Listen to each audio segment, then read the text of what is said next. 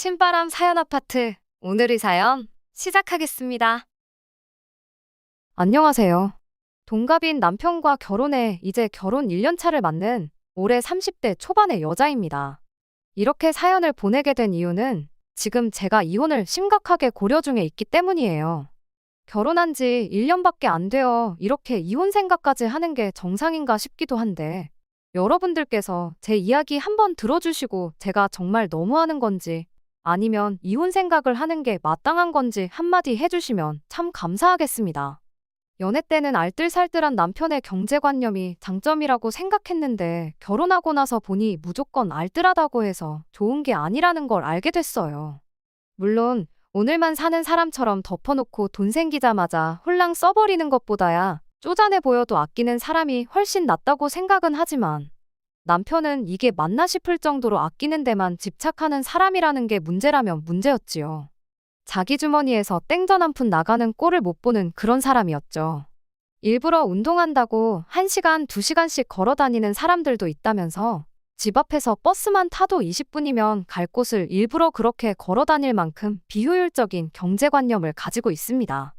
갖고 싶은 게 생기면 어떻게든 모아서 그걸 사는 게 아니고 비슷한 제품들을 몇 개 골라서 그 중에서도 가장 싼 걸 고르는 식으로 물건을 사고요. 정작 그렇게 사서 잘 쓰고 잘 먹고 잘 입고 다니면 제가 뭐라 말을 안 하겠는데, 결국엔 싸구려 품질 때문에 꼭 다른 비슷한 걸 한 개를 더 사게 만드는 식이었어요. 음식을 사면 맛이 없다고 한 번 먹고 손도 안 대다가 버리기 일쑤였고, 옷을 사면 보온이 하나도 안 된다, 통풍이 하나도 안 된다 하면서 또 다른 비슷한 걸 하나 더 사고, 전자제품 같은 걸 사면 느려서 속 터진다고 혼자 성질을 부리고 그런 식인데 저는 그게 도무지 이해가 가지 않았어요. 연애할 때야 그런 사소한 부분을 실제로 본 적이 없었으니 알 방법이 없었죠. 그냥 허튼데 돈 안 쓰고 그러는 사람이구나, 그런 식으로 좋은 점만 보고 좋은 부분만 생각하려고 했습니다. 데이트하면서도 돈을 아낀 건 사실이지만 그럴 때마다 저랑 결혼해서 행복하게 살고 싶어 이렇게 모으는 거란 식으로 말을 하는데 그걸 잘못됐다고 말할 수도 없는 노릇이었죠. 아무튼 그렇게 남편과 2년 정도의 연애를 하고 결혼 이야기가 나오게 되었습니다. 남편이 허튼데 돈 쓰는 걸 싫어하는 걸 알지만 그래도 일생에 한 번뿐인 결혼식인데 아무리 그게 허례허식일지라도 어느 정도는 아끼지 않고 결혼식 준비를 하고 싶었습니다. 당연한 이야기겠지만 남편은 거기서도 돈을 아껴야 한다고 주장을 해왔어요. 제가 너무 아쉬워하니까 친정어머니께서 그럼 결혼식에 관련된 돈은 당신들이 도와주겠다고까지 하셨는데, 남편은 그냥 주신다는 부모님 말에도 그건 절대로 안 될 일이라며 극구 사양을 했습니다. 그나마 신혼여행은 국내가 아닌 해외로 다녀왔어요. 가까운 나라 일본이기는 하지만 그때 당시 엔저에다가 국내 여행은 바가지라 물가가 엄청 비싸다, 뭐 그런 이야기까지 돌았어서 오히려 그 부분은 남편이 먼저 신혼여행인데 그래도 해외가 낫지 않겠냐며 말을 꺼내줬습니다. 기껏해야 경주 같은데 가자고 하겠구나 내심 걱정이 됐는데 참 다행이었죠. 그런데 막상 마냥 즐겁고 신나기만 할 줄 알았던 신혼여행지에서 기분만 잔뜩 상해서 돌아왔습니다. 비행기 시간도 애매한 시간이었고 가서 뭐 분위기 나는 데서 식사를 한 번 했던 것도 아니에요. 일본은 편의점 음식이 엄청 잘 나온다면서 편의점 음식으로 한 끼를 때우기도 했습니다. 솔직히 종류가 많아서 신기하기도 했고 저도 분위기에 휩쓸려 이것저것 주워 담기는 했습니다. 그냥 딱 전자레인지에 데워 먹는 한 끼 간단하게 때우는 음식일 뿐이었는데 대체 뭐가 맛있다는 건지도 모르겠고 한국 편의점에서 파는 음식들에 비해서 어디에 얼마가 더 대단하다는 건지 그런 느낌조차 못 받았는데, 남편은 웬만한 10,000원, 20,000원짜리 파는 한국 음식점보다 낫지 않냐면서 엄지를 척척 칭찬을 연발하며 아주 제가 먹다 남긴 것까지 싹싹 긁어먹더라고요. 여행 다녀오신 분들 후기 같은 걸 보면 일본 편의점 음식 먹기는 꼭 해보는 것들 중 하나였다 보니 암만 일본 들어오자마자 먹은 첫 식사가 편의점 식사였다는 게 실망스럽긴 했을지라도 그렇게 남들 하는 거 하나 똑같이 했다 하고 모르는 척 넘길 수 있었어요. 하지만 저를 가장 실망하게 만들었던 건 바로 숙소였어요. 그래도 둘이 처음 오는 해외여행이고 게다가 신혼여행인데 야경이 끝내주는 5성급 호텔을 기대한 건 아니지만 캡슐 호텔을 숙소라고 잡아놓은 건 정말이지 어이가 없었습니다. 고시원만도 못한 공용 숙소를 신혼여행 숙소라고 잡아놨으니 정말 신혼여행 첫날에 잠을 청하는데 억울해서 눈물이 다 날 정도였어요. 남은 신혼여행도 좋을 거 하나 없었죠. 원래 해외여행 가면 발바닥에 물집 잡히는 것 정도는 기본이라고 할 만큼 많이들 걸어 다닌다지만 남편은 애초에 2다리 말고는 다른 교통수단을 사용할 생각 자체가 없어 보였습니다. 그나마 제가 우겨서 둘째 날부터는 캡슐호텔 신세는 면했지만 남편은 그만큼 다른 데서 돈을 아끼기 시작했고요. 신혼여행으로 일본은 지가 골라와 놓고 뭐 역사를 잊으면 안 된다느니 어쩐다니 하면서 우리가 여기서 돈을 아끼는 게 바로 애국하는 거라고 끝까지 1000엔 넘는 식사는 고르지도 못하게 하더군요. 일본에서 파는 편의점 음식이 어지간한 한국 식당에서 먹는 것보다 낫다면서 엄지를 축혀 세우던 인간이 갑자기 애국자 흉내를 내는데 정말 신혼여행부터 남편한테 오만정이 떨어지기 시작했어요. 그렇게 인생에 한 번뿐인 신혼여행을 있는 대로 망치고 돌아왔어요. 원래는 결혼하고 나서 남편이 경제권을 갖고 돈 관리를 하기로 했었는데 신혼여행 다녀와서 느낀 게 그렇게 했다가는 정말 집에서 천장에 굴비 하나 묶어두고 맨밥에 간장만 찍어 먹고 살겠구나 싶어서 신혼여행 다녀오고 나서 돈 관리는 각자 알아서 하기로 했습니다. 천만다행이었지요. 저는 결혼하고 얼마 지나지 않아 다니던 회사를 그만두고 친한 지인 한 명과 같이 사업을 시작하기로 했어요. 물론 여기서도 남편의 반대가 장난이 아니었지요. 당장 제가 수입이 줄어드는 건 당연한 상황에 자칫하면 그나마 벌어오던 수입이 아예 사라질 수도 있고 최악의 경우에는 빚까지 질 수도 있지 않겠냐는 이유였어요. 하지만 남편이 반대한다고 해서 시작하기로 한 사업을 포기할 생각도 없었습니다. 어차피 애초에 같이 사업하기로 한 지인의 부모님이 가지고 계신 상가 건물을 무상임대하여 시작하는 사업이었고 그럴 확률이 사업하다 망하는 것보다야 높지는 않겠지만 회사가 갑자기 망해서 내가 직장이 없어지면 수입이 없어지는 건 매한가지 아니냐고 우겼더니 남편도 딱히 반박을 못하더군요. 그래서 제가 남편한테 돈 관리를 따로 하기로 한 만큼 생활비는 내가 아르바이트를 해서라도 늦지 않게 줄 테니까 걱정 말라고 한마디 해줬더니 그제서야 남편도 몇 번 궁시렁대다가 알아서 하라고 한마디 하고는 말더군요. 사업 아이템을 확실히 가지고 있다고 한들 준비하는 기간 동안은 수입이 없고 거기에 이래저래 어쩔 수 없이 발생하는 비용들이 제 생각보다 훨씬 많았어요. 때로는 일 때문에 만난 사람에게 식사라도 대접해야 할 일이 종종 있었고요. 회사 이름으로 비용 처리를 했지만 남편한테는 그게 중요한 게 아니고 그런데 돈을 썼다는 게 중요한 일이었습니다. 하루는 제가 그런 식으로 일 관련된 사람 만나고 나서 회사에 가져갔어야 할 영수증을 집에 두고 온 적이 있었는데 남편이 그걸 발견해서 영수증을 봤었나 봐요. 회사 카드로 긁었고 현금 영수증도 회사 이름으로 발행했는데 남편 눈에는 그런 건 들어오지도 않았던 겁니다. 그날 일 마치고 돌아온 저를 붙들고는 한 끼에 10만 원이 넘는 밥을 처먹을 수가 있냐며 저보고 제정신이라고 입에 개거품을 물었던 적이 있어요. 남편한테 영수증 똑바로 보라고 내 돈으로 한 게 아니고 회사 돈으로 한 거 안 보이냐고 따졌더니 그제서야 그게 눈에 들어왔는지 아무 말도 못하더라고요. 잠깐 생각에 잠긴 듯한 남편이 저한테 다시 말을 꺼내기를 그럼 혹시 우리 저녁 식사도 회사 돈으로 먹고 비용 처리하면 어떠냐는 식으로 물어오는데 정말 어이가 없더라고요. 그게 말이나 되는 소리냐고 따졌더니 남편이 말하길 밖에서 알지도 모르는 사람한테 밥 한 끼로 10만 원 쓰지 말고 그 사람들하고 10만 원치 먹을 거 8만 원만 먹고 2만 원은 우리 먹으면 돈 10만 원 쓴 건 똑같은 거 아니냐입니다. 당신 횡령이라는 말은 들어나 봤냐고 당신하고 만 원짜리 밥 한 끼 사 먹자고 20년을 알고 지낸 동업자하고의 신뢰를 산산조각 내버릴 생각도 없다 한마디 해줬습니다. 그랬더니 남편이 말하길 그럼 밖에서 모르는 사람하고 처먹는 돈 좀 아끼라고 싫은 소리를 하더라고요. 비용 처리한다고 그 돈을 전부 돌려주는 것도 아니지 않냐고 어차피 벌게 될 돈에서 나가는 건데 아끼는 만큼 더 버는 거 모르냐고 하면서 말이죠. 남편이 이렇게 돈 한 푼 쓰는 걸 아까워하게 된 데에는 남편 나름의 사연이 있기는 합니다. 남편이 어릴 적에 시댁 형편이 정말 안 좋았었다고 해요.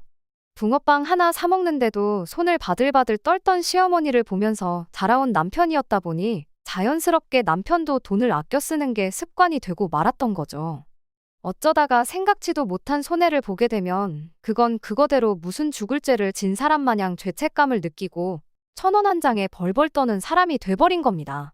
하지만 그거야 남편 사정이고 남편이 돈을 아끼는 건 사실이지만 말씀드렸다시피 그 방법이 당장 쓰는 돈을 줄여줄지언정 가게에 대단한 보탬이 된다는 느낌은 거의 없었어요. 티끌 모아 티끌이라고 푼돈 아끼면서 다른 데 들어가는 돈이 또 많았거든요.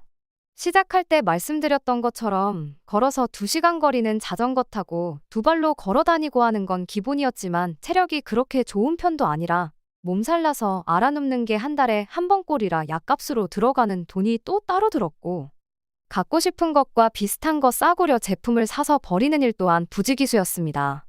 그것도 모자라 어디 길 가다가 자기가 알고 있는 가격보다 저렴하게 팔고 있는 걸 보면 그냥 지나치는 법이 없었어요.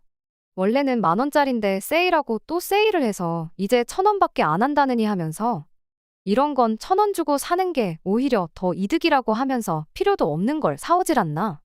어디서 쓰레기 같은 걸 얻어와서는 혹은 주워와서는 이걸 자기가 잘 고쳐서 중고로 팔아야겠다며 수선도구 사는데 들어간 돈도 무시 못합니다. 그렇다고 그걸 고쳐서 중고로 시세대로 팔았냐 하면 그런 물건들은 손에 꼽을 정도로 없고요. 제 남편은 무작정 안 쓰고 모으는 것만이 좋은 게 아니라는 걸 보여주는 단적인 예 그 자체였습니다. 그래서 이런 사소한 일까지 남편과 돈 때문에 계속 불협화음이 생긴다는 게 답답할 노릇이었지요.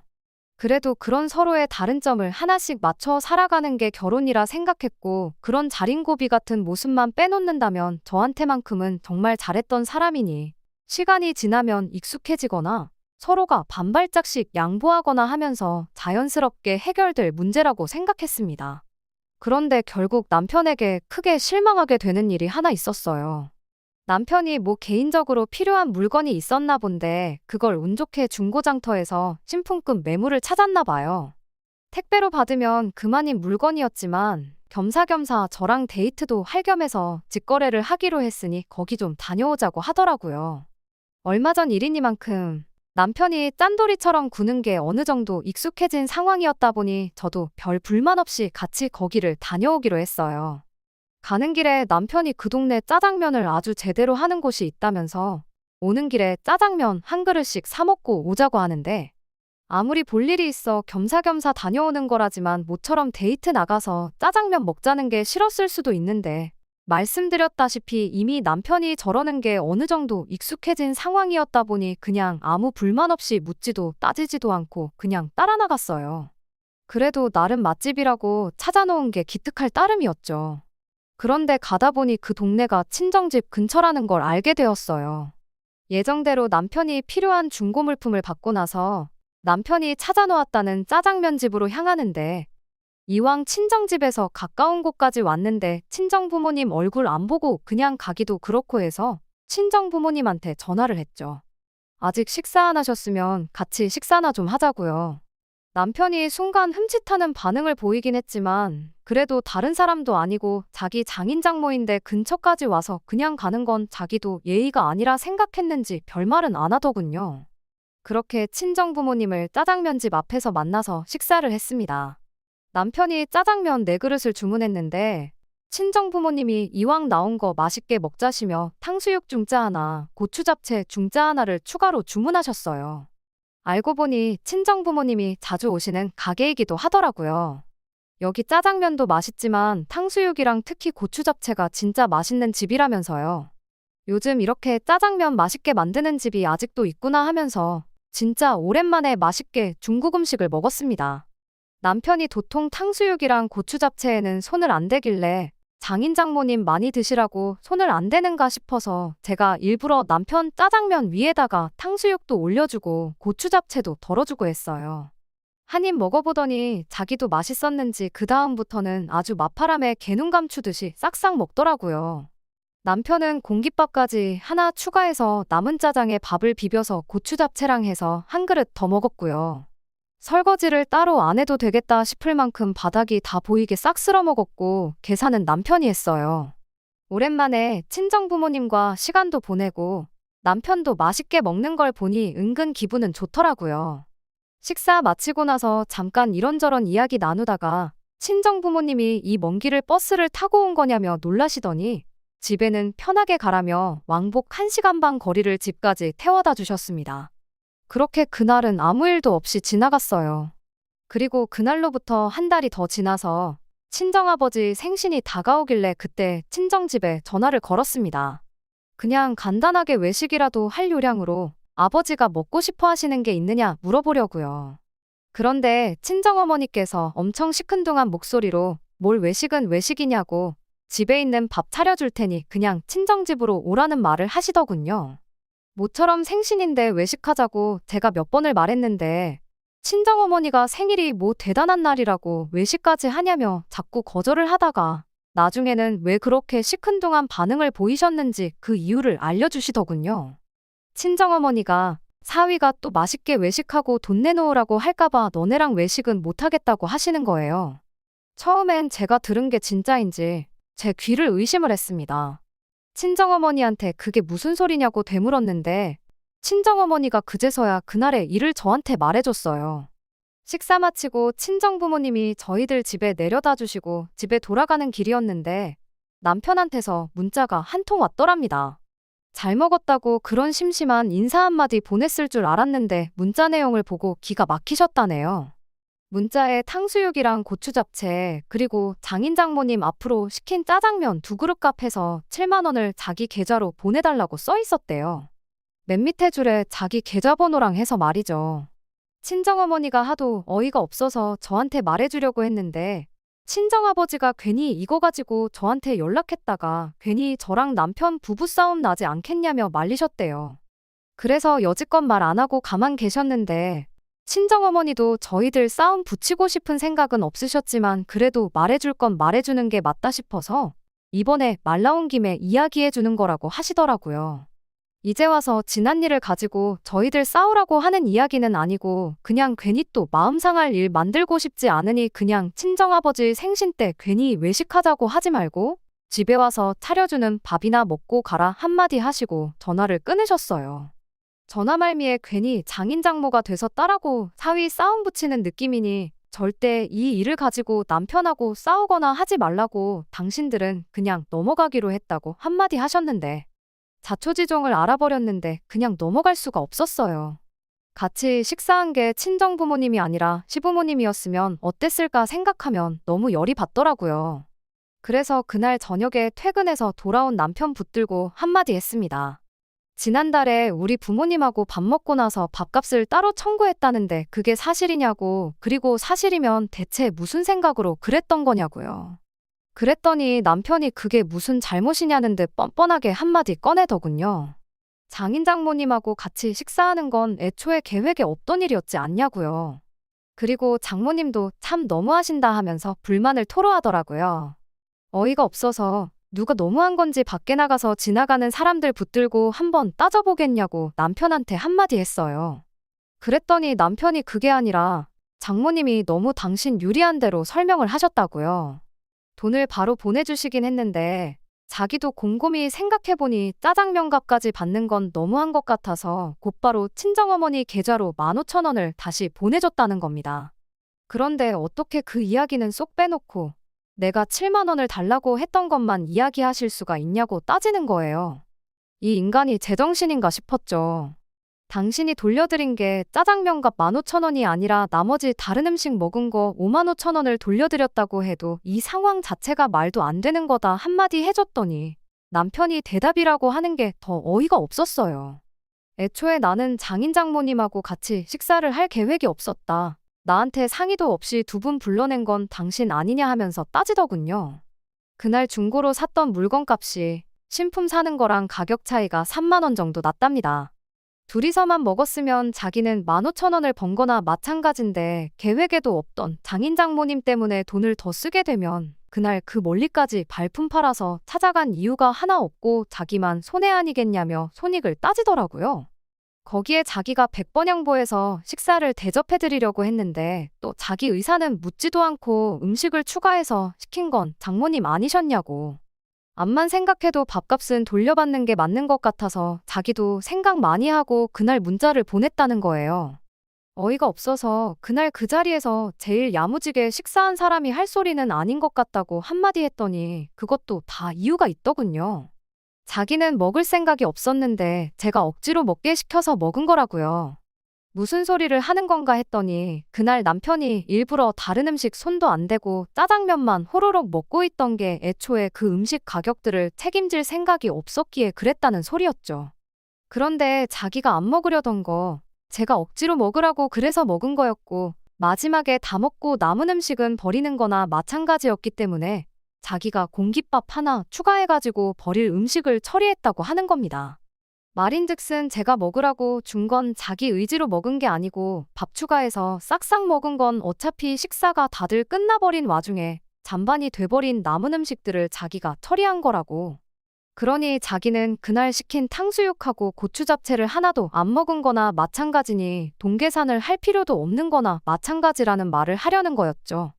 그러면서 끝까지 그래도 내가 장인 장모님 짜장면은 한 그릇씩 대접해드린 거니 욕먹을 거 하나 없는 상황이지 않냐면서 제가 이러는 게 도무지 이해가 안 된다고 오히려 적반하장으로 저한테 짜증을 내더라고요. 친정어머니를 이상한 사람으로 만든 건 두말할 것도 없고요. 이 인간이 짠돌이인 걸 알았지만 정말 결혼 생활 1년 하면서 이렇게 정이 떨어져 본 적이 없었어요. 친정 부모님한테도 너무 쪽팔려서 이런 인간하고 결혼해서 1년이나 같이 살맛대고 살았다는 게 수치스럽기까지 하더라고요. 남편은 당장 생활비에 문제 생기면서 어떠냐며 반대했었지만 친정 부모님을 포함해 모든 친척들이 저한테 너는 똑부러지는 아이니까 사업을 해도 잘할 거다 이런 이야기를 들었는데 정작 똑부러진다는 제 자신이 남편이라고 이런 사람을 골랐으니 말입니다. 친정아버지 생신에는 결국 외식을 하기는 했어요. 인당 25만 원 하는 디너 코스 요리 나오는 곳으로 일부러 제가 알아볼 수 있는 최대한 비싼 곳으로 찾아서 다녀왔습니다. 그래도 명색이 장인어른 생신인데 남편이 혹시나 그냥 넘어가겠어 하고 눈꽃만큼 기대는 했는데 역시나 가격 보고 이런 데를 왜 오냐고 툴툴거리더라고요. 내가 내 돈으로 낼 거니까 걱정 말라고 한마디 해주니 그날처럼 처먹기는 거기 있던 손님들 중 제일 잘 먹더군요. 그때처럼 그릇까지 먹을 기세로 말이에요. 그런데 또 다 먹고 나서는 여기는 무슨 식당이 돈을 이만큼이나 받아 처먹고 음식은 쥐똥만큼밖에 안 주냐고 간에 기별도 안 간다고 하면서 자기 회사 근처에 있는 한식 뷔페 이야기를 하더라고요. 거기 가서 9,900원만 내면 음식 종류도 훨씬 많고 배 터질 때까지 먹고 올 수 있다고 하면서 단번 생신 때는 자기가 외식 장소를 알아봐야겠답니다. 내가 선택한 사람이니만큼 어떻게든 참고 살아보려고 했는데 이젠 한계에 온 것 같아요. 얼마 전에 혼자 친정 가서 친정어머니한테 신세 한탄 좀 했더니 그래도 이혼은 조금 아니지 않냐고 살다 보면 이런 건 익숙해질 테고 서로 맞춰가기 마련이라고 저보고 참으라 하시네요. 이제 고작 결혼 1년차 넘어가는데 제가 더 참을 수 있을런지 모르겠어요. 아니, 이걸 참고 있는 게 맞는 건가 싶기도 하고요. 이 결혼 누가 등 떠밀어서 한 것도 아니고 제가 선택해서 한 결혼이긴 하지만 그 누구의 탓도 할 수 없다는 거 알지만 이렇게 계속 사는 게 맞는 건지 싶습니다. 안녕하세요. 오랜만에 이렇게 다시 찾아뵙게 되었습니다. 지난 몇 달간 정말 혼자서 오랜 시간 많은 고민을 했어요. 이렇게 저렇게 생각을 해봐도 아무리 제가 선택한 사람이라지만 연애할 때 저한테 잘했던 추억 하나만 가지고 평생을 살아갈 수는 없겠더라고요. 그래서 저는 결국 이혼을 선택하게 되었습니다. 그냥 이혼을 한 건 아니에요. 친정아버지 생신 때 혹시나 하고 기대했던 것처럼 제 나름 몇 번의 기회를 더 줬습니다. 그럴 때마다 번번이 남편은 제 기대를 저버렸고 그렇게 시간이 지나 시어머니 생신날이 찾아왔어요. 뭐 알아보기도 싫고 해서 남편한테 당신 회사 근처 한식 뷔페나 가자고 하려다가 그래도 친정아버지 생신 때 좋은 데 다녀왔는데 아무리 기분 나빠도 그러자고 하긴 좀 그랬어요.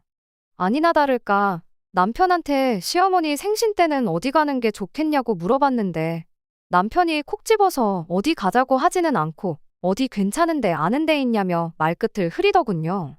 그게 은근하게 그래도 시어머니 생신인데 좋은 데 가자고 말하고 싶은 눈치였어요. 친정아버지 생신에 그렇게 비싼 데 다녀왔으니 시어머니 생신 때도 좋은데 한번 다녀오고 싶은데 막상 자기가 알아보면 계산도 자기 돈으로 다 해야 할 것 같으니 저보고 알아오라고 한 다음에 책임을 저한테 일부나마 덮어씌우고 싶어서 저런다는 게 눈에 딱 보이더라고요. 그래서 남편한테 제가 먼저 말했어요. 다른 사람도 아니고 시어머니 생신이니까 내가 챙기겠다고요. 그랬더니 남편이 입이 귀에 걸려서는 그럼 저번에 장인어른 생신 때 다녀온 데 같은 곳으로 한번 알아보라 하는 겁니다. 음식이 양은 적었어도 분위기가 참 좋았다면서요. 그리고 신혼에도 부를 테니 시조카까지 해서 총 7명 자리를 예약해야 한다고 강조를 하더라고요. 결혼한 지 얼마 안 돼서 시아버지 생신이 있었는데 그때는 남편이 누나네 오면 돈 안 낼 게 뻔하다고 일부러 부르지도 않았었는데 제가 챙긴다고 했더니 그래도 지 가족 공짜밥 먹여주겠다고 부르는 속이 안 봐도 뻔했습니다. 여기저기 알아보다가 저번에 다녀온 파인다이닝 같은 데보다는 고깃집이 낫겠더라고요.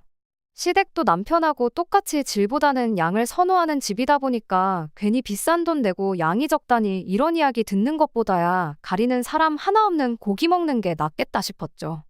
남편도 한우 먹는다고 하니까 분위기보다는 음식이 맛있고 양이 많아야지 하면서 좋다고 했고요.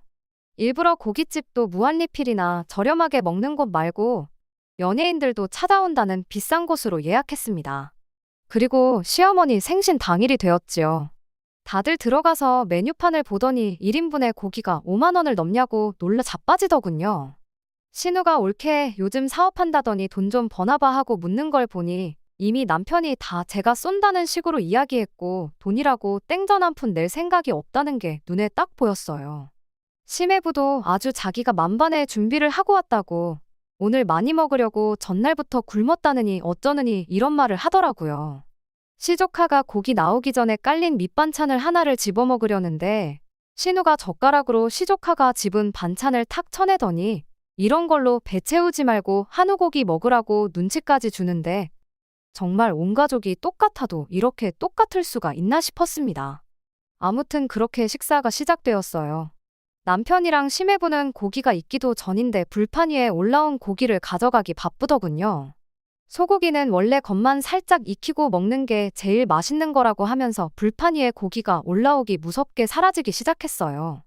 시어머니 생신 때문에 모인 건데 지들 먹기 바쁘지 시어머니 챙기는 사람은 또 아무도 없더라고요. 그때 확신했어요. 참고 산다고 해서 남편이 변할 일은 없겠구나 하고요. 어차피 저도 다 계획이 있었던 터라 고기를 얼마나 추가를 시키던 간에 크게 상관 안 했습니다. 대신 다른데 신경을 곤두세우고 있었습니다. 그렇게 장장 1시간 반에 걸친 식사가 끝이 났습니다. 7명이서 고기를 총 25인분을 시켜 먹었어요. 추가로 시킨 술이며 음료수에 마지막에는 고기가 물린다고 시킨 냉면들까지 해서 총 152만 원이 나왔습니다. 제 복수는 이제부터였어요. 계산서 나오자마자 제가 말했죠. 내가 먹은 거 1인분에 냉면 한 그릇, 시어머니가 드신 거 냉면 하나, 된장찌개 하나에 공깃밥 하나, 고기 1인분 해서 15만 원 결제할 테니 나머지는 알아서 계산하라고요. 내가 대충 보아하니 심해부랑 남편, 아버님이 6인분씩은 드셨고 신우가 3인분에 시조카가 2인분 정도 먹었다고 각자 먹은 만큼 내던지 인수대로 따져서 뿜빠이를 하던지 정하시면 될 것 같다고 각자 자기들이 냉면이랑 음료 같은 거 뭐 먹은지는 알고 있지 않냐고 한마디 해주고 자리에서 일어났습니다. 제 말이 끝나니까 그 자리에 있던 전원이 이건 무슨 소린가 하고 얼이 빠져서 저를 쳐다보고 있더라고요. 뭐 남편이 우리 부모님한테 탕수육 값을 돌려받았느니 이런 이야기 할 것도 없겠다 싶어서 그냥 못 본 척하고 자리에서 일어났어요. 그리고 말한 대로 어머님하고 제가 먹은 것만 계산하러 가는데 남편이 쫓아 뛰어나오더니 이게 뭐 하는 짓이냐고 따져묻더군요.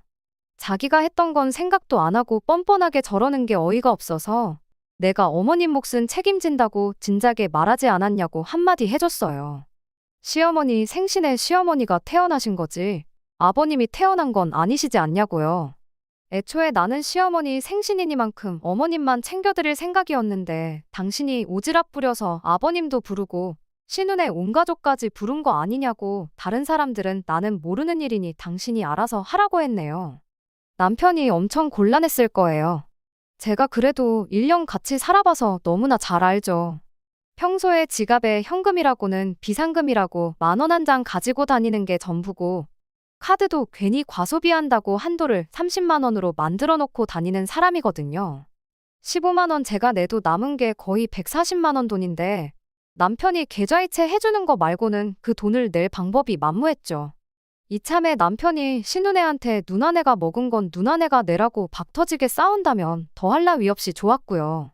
손님이 엄청 많은 가게였는데 남편이 그래도 체면 때문에 쪽팔렸는지 별말은 안 하고 자리로 돌아가더군요. 그러자마자 시어머니가 쫓아나와서 이게 다 무슨 일이래니 묻길래 시어머니한테는 진짜 이유를 말해줬어요. 시어머니가 이 상황을 이해하고 남편과 제 사이를 중재해주길 바란 건 아니었는데 그 부모의 그 자식이라고 시어머니도 똑같은 말을 하더군요. 그때는 상의도 없이 부모님을 짜장면 집에 오라고 했던 제 잘못이 맞으니 당신 아들이 우리 부모님한테 탕수육 값을 청구한 게 잘못된 일이 아니라고요. 그래도 남편 잘못이라고 인정해주고 다음부터는 적어도 가족들 연관된 일에 돈 아낄 생각 말거라 한마디라도 해주셨다면 그냥 그날 그 자리에서의 일은 해프닝이라고 넘기고 남은 140만 원도 제 돈으로 계산할 의사가 있었어요. 그런데 시어머니까지 같이 나서서 이렇게 정을 떼주니 오히려 고마울 노릇이었달까요?